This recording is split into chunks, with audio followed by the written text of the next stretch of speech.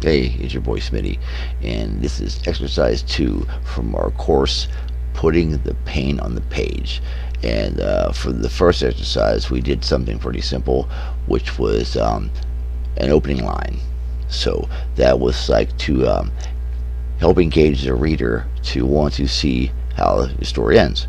So, that's the first line, so what grabs them and pulls them in. And it's also a big part of what I want to do is like to teach you guys is to control the narrative. Now, as part of this course is dealing with trauma, and this is just for people who are dealing with trauma. It's also for anybody interested in creative writing. But just like I want to take this to focus this on for people who are dealing with trauma is when we control the narrative, we're not going to allow anyone else to paint a picture of ourselves. We're do this ourselves, and oftentimes we can see that some of our biggest mistakes have given us the biggest areas for growth, and from those mistakes, I mean, we've be able to grown exponentially, and we really had not even realized it until years later. And so everything happens for a reason, and so that might be one of the reasons is we had to go through this to get to the point where we are today. And but today, I want to deal with this. I want take something in your life that is was a traumatic event, and kind of look for the irony in it. And is there an opportunity there for some dark humor? Is there some that you use to deal with this? That's what I do. I'll take painful situations and I'll try to find the irony in it, and I'll use dark humor to be able to just soften it, to cut it a little bit. Doesn't mean I'm downplaying it at all or dismissing it. It's just it. That way, it's not in somebody else's hands, it's in mine. I control it. This stuff has no hold over me any longer. So that's a great thing about writing is like when we do this, we expose these things to the light of day. They hold no more power. They have no more power over us. It's when we keep things secret, keep it, locked it inside. Those things have a chance to become cancerous and just fester and to eat us alive from the inside. When we expose it to the light, we can kill it. And so that is what want to exercise. We try that. So we're going to go into a couple like little shorter exercises here, and then we'll get into a bigger one. So here we go. I'm going to list them on the screen here. Some of the things that I want you to go ahead and try.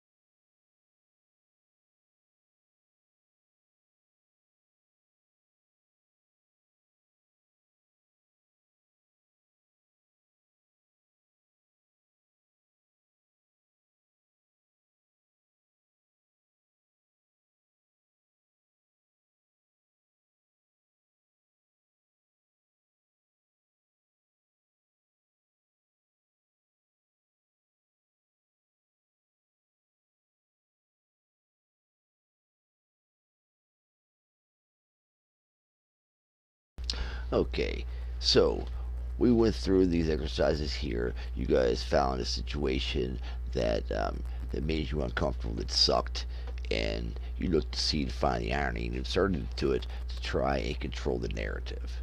So that way you get to control it and have instead of having other people paint that picture for you, and it helps deal with trauma. So I'm gonna put an exercise here that well, talk about some of this stuff. I'm going to read you guys part of my book from White Stripes Legend where I do just this.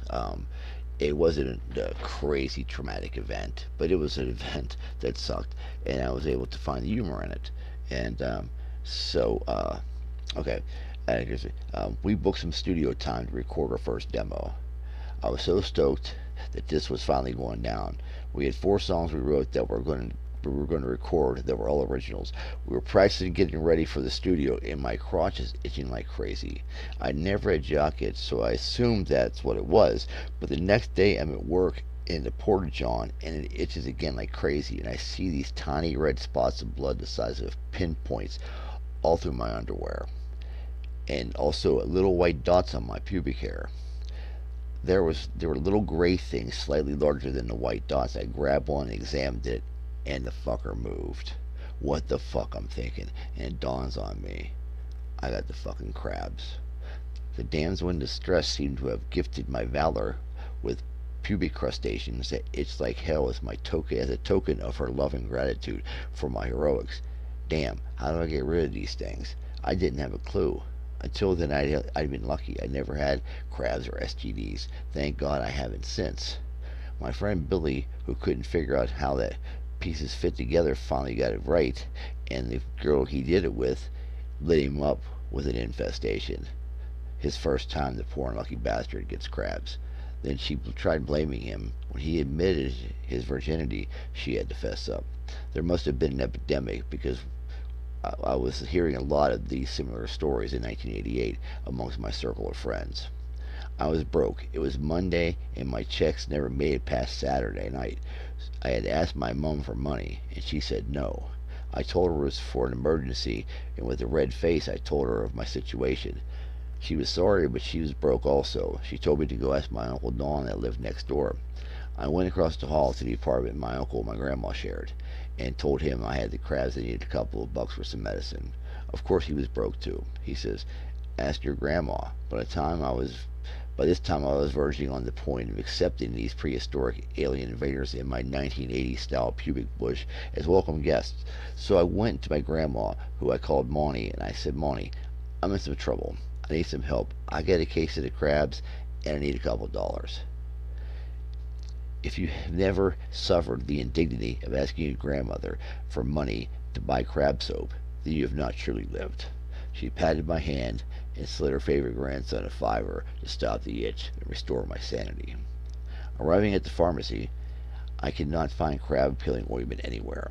I have to ask the pharmacist for assistance, and I look behind the counter, and it's got to be the fucking sexiest pharmacist in the world. I've been in this place hundreds of times and never saw this vixen before. I couldn't tell this foxy mama I was being eaten alive in my privates. Fuck that noise, so I say to her as politely as humanly possible, if I could please speak to a male pharmacist. She looks me deadpan in the face and seems upset. She says, "I assure you I can assist you just the same." I say, "Please." I insist. Grudgingly, she complies. The male pharmacist comes out, and I lean in and I whisper, "I need crab medicine." He nods and motions for me to follow, and I spy the sexy pharmacist spying on me. Well, fuck it. I resign myself to embarrassment. The male pharmacist is prepared.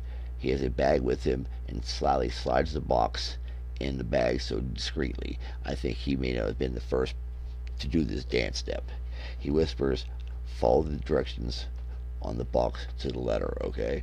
I nod my agreement, and we make it to the cash register, and I purchase my bioweapon to eradicate the alien invasion in my pants.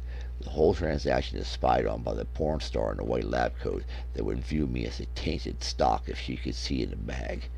Looking back, they most likely had a good laugh at my expense, as you most likely are right now. So you see what I did there. I took the situation. It was very embarrassing and it was sort of traumatic for an 18-year-old guy, and it turned into something funny because you know what, it was funny, and so now I can use it, and like it doesn't embarrass me any longer, and it has no control, no power over me. So it's a great story. So I want that you guys to use that as an example if you haven't come up with something so far. So now we are getting into another one, and it's going to be a little bit deeper this time. So check your screen out.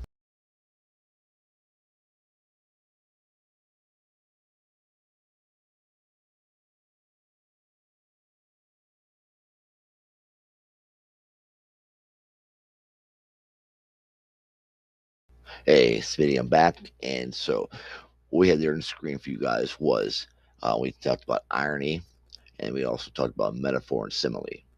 A metaphor is saying one thing and meaning another, and simile is a figure of speech using the words like or as.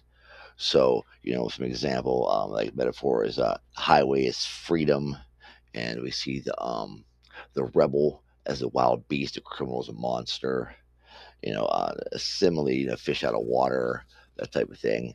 And we think like stuff like the irony and the simile all kind of mixed together, like like robbing Peter to pay Paul.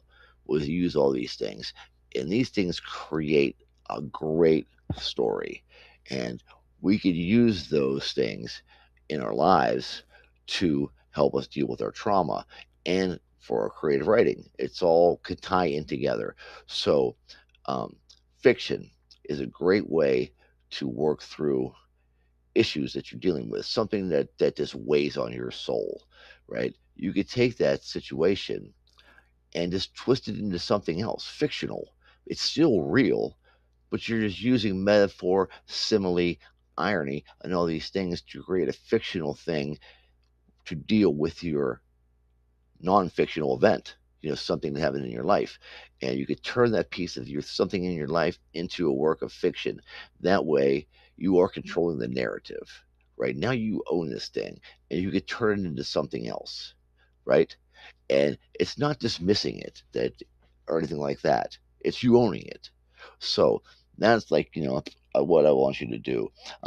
Like Edward Bunker was like one of my favorite writers, and like he uses a lot of these things in here. With the irony, the metaphor, the simile.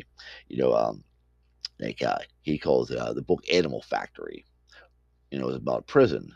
And prisons are a place that's meant to reform, but that is rarely the case. You know what I mean? This case is taking soft criminals and turning them into hard men, right? And they're creating animals because they go and they come out more violent, more paranoid, and then now they have a felon tag attached to them, and so they're expected to assimilate back into society, which puts up all these barriers for them to not let them in. So then they revert back to crime, and people are saying, "Oh, well, they let him out. He had a chance. He never had a chance." You know what I mean? So these are some situations in society that creates the stuff for great literature, and it's just a sad thing that it's a sorry social situation that we have. However, but it is great fodder for good stories, and all of our lives are filled with great stories. So that was my way of taking back my life, taking back control of it, was through the written word. And I'm thinking you guys can do the same thing. So that's what I want you to do. I want you to write a short story, um, fictional, but use some event from your life as the inspiration for it. And so it doesn't have to be very long. You know what I mean? A page or two, um, no more than 5 pages. But use irony, use metaphor, use simile, and I want you to create something that is yours, unique, and do not worry about your grammar or anything like that. This is not something about this is creative writing we're doing here, and we're creative writing to deal with trauma. So don't worry about all that other stuff. Just be creative, you know. And we could post it on here if someone's brave enough, and we'll critique it. But I want everyone to be respectful of each other. If you can't find anything nice to say or anything good to say, just don't say anything. You know what I mean? We're not here to tear each other down, here to pull each other up. And because we put on what's good in it, people will find out what's not good, and they'll handle it themselves. We don't need to tell them. All right? So, you guys be cool, and I will see you next time.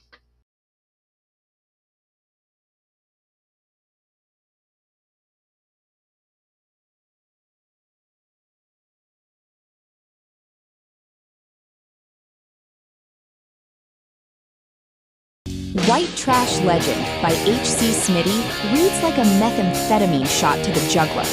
From the subcultures that shaped his identity to the American carceral system, Smitty refuses to be broken. Raw, authentic, and deeply poetic. White Trash Legend is a testament to the resilience of the human spirit.